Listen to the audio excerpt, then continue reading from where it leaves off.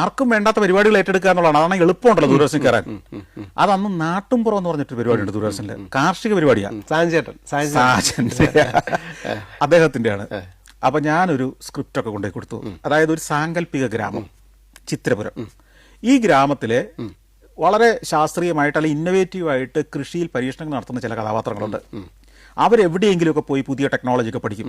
ഇപ്പൊ വെറുതെ മീൻ വളർത്തുന്ന കൃഷിയാണെങ്കിൽ പോലും അവര് എവിടെയെങ്കിലുമൊക്കെ പോയി അതിന്റെ സാങ്കേതിക ഏറ്റവും പുതിയ ടെക്നോളജി ഒക്കെ പഠിച്ചുകൊണ്ട് നാട്ടിൽ നടത്തി വിജയിപ്പിക്കും. അവരെന്നിട്ട് അത് മറ്റുള്ളവർക്ക് പറഞ്ഞു കൊടുക്കുകയൊക്കെ ചെയ്യുന്ന അങ്ങനെ ചില കഥാപാത്രങ്ങളെ സാങ്കല്പികമായിട്ട് സൃഷ്ടിക്കുകയും അവരിലൂടെ കൃഷിയുടെയും മറ്റ് പല പുതിയ മേഖലകളുടെയും അറിവുകൾ കർഷകരിലേക്കും കൊടുക്കുക, സാധാരണക്കാരിലേക്ക് കൊടുക്കുക. കുറച്ച് ഫിക്ഷൻ കൂടെ, ഫിക്ഷനാ, മുഴുവൻ ഫിക്ഷനാ. പക്ഷെ അതിനകത്ത് ഫാക്റ്റ് ആയിരിക്കും ഈ വിവരങ്ങൾ മുഴുവൻ. അങ്ങനെ ചെയ്യാൻ തീരുമാനിച്ചു. അപ്പൊ ഈ അമ്മയുടെ അടുത്തുനിന്ന് കുറച്ച് പൈസ കിട്ടണം, എന്റെ ഈ മാഗസിനെ കൊണ്ട് മാത്രം ഓടില്ല. അപ്പൊ എന്ത് ചെയ്തെന്ന് വെച്ച് കഴിഞ്ഞാൽ ഞാൻ അമ്മയെ സോപ്പിട്ടിട്ട് അമ്മയെ ഞാൻ ഇതിനകത്ത് റോള് കൊടുത്തു. അമ്മയ്ക്ക് ഞാൻ അഭിനയിക്കാനുള്ള അവസരം നൽകി. അമ്മയ്ക്ക് അതൊന്നും ആവശ്യം ഉണ്ടായിട്ടല്ല ഞാൻ പറഞ്ഞത്. ഇത് അമ്മേനെയും കൂടെ ഇതിന്റെ ഒരു ഭാഗം. അമ്മ മാത്രമല്ല, അമ്മയുടെ കൂടെ അധ്യാപകരായിരുന്ന 2-3 അധ്യാപികമാർക്ക് ഞാൻ റോൾ കൊടുത്തു. അങ്ങനെ അധ്യാപകര്, ഈ നാട്ടിലുള്ള പല പ്രമുഖരെയും ഞാൻ ഇതിനകത്ത്, അപ്പൊ അതിനകത്ത് ഒത്തിരി കർഷകരും കർഷകരുടെ ഭാര്യമാരും ഒക്കെ വേണമല്ലോ. അതിനൊക്കെ ഇവരെല്ലാം ഇൻവോൾവ് ചെയ്യിച്ചു. 2-3 പേരെ അഭിനയം അറിയുന്ന ആളുകൾ അതിനകത്ത് വേണ്ടി വന്നുള്ളൂ. ബാക്കിയൊക്കെ ഇവരെയൊക്കെ വെച്ചിട്ടാ ചെയ്തത്. അപ്പൊ ഈ ചിത്രപുരത്തെ വിശേഷങ്ങൾ എന്ന് ഈ പരിപാടിക്ക് പേരിട്ടു. അപ്പൊ ഇതൊരു സാങ്കല്പിക ഗ്രാമമാണ്. അപ്പൊ ഈ നാട്ടിൻപുറം എന്ന് പറയുന്നത് സ്ഥിരം ഡ്രൈ ആയിട്ട് അറിയാലോ.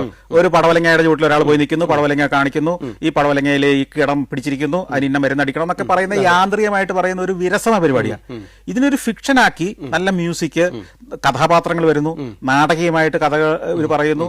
ഇതൊരു സിനിമയാണെന്ന് തോന്നണം, അല്ലെങ്കിൽ സീരിയലാണെന്ന് തോന്നണം. എന്നാൽ ഇതിലൂടെ ഇവർക്ക് മെസ്സേജ് കിട്ടണം. ഇതാണ് കാര്യം. അപ്പൊ നമ്മൾ തുടങ്ങുന്നതിന് മുമ്പ് തന്നെ തീരുമാനിച്ചു ഇതിന് നല്ല മ്യൂസിക് വേണം. പിന്നെ ഇതിന്റെ ഒരു അവതരണ ഗാനം, നല്ലൊരു ഇൻട്രോ മ്യൂസിക് വേണം, ഒരു ടൈറ്റിൽ മ്യൂസിക്. അപ്പൊ അതാര് ചെയ്യണം? അപ്പോ പണ്ട് നമ്മൾ നേരത്തെ പറഞ്ഞല്ലോ, കൃഷ്ണഗാഥ ചെയ്യുമ്പോ ഒരു അജയൻ നമ്പൂതിരിയാണ് ഇതിന്റെ സ്ക്രിപ്റ്റ് നമുക്ക് കൊണ്ടുവരുന്നതെന്ന് പറയുന്നത്. ഈ അജയൻ ഒരു അസാധ്യ കലാകാരനാണ്.